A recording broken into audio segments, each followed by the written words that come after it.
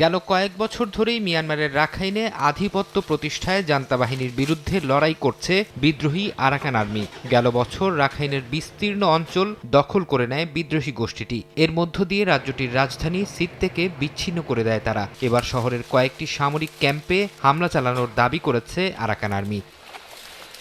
মিয়ানমারের স্থানীয় কয়েকটি গণমাধ্যম জানিয়েছে, রাখাইনের রাজধানী সিত্তের কয়েকটি এলাকায় অবস্থিত জান্তা বাহিনীর ঘাঁটি ও চেকপোস্টে সমন্বিত হামলা চালায় তারা। এ সময় পাল্টা জবাব দেয় সেনারাও। সিত্তে ছাড়াও দেশটির কাচিন রাজ্যে বিদ্রোহীদের হামলার মুখে পড়েছে জান্তা বাহিনী। গণমাধ্যম জানায়, কাচিন ইন্ডিপেন্ডেন্স আর্মি সম্প্রতি অভিযান চালিয়ে রাজ্যটিতে সামরিক বাহিনীর একটি ট্যাঙ্ক ঘাঁটি দখল করে নিয়েছে। ঘাঁটি দখলে নেয়ার সময় সেনাদের সঙ্গে তাদের ব্যাপক সংঘর্ষ হয় বলে জানিয়েছে বিদ্রোহী গোষ্ঠীটি।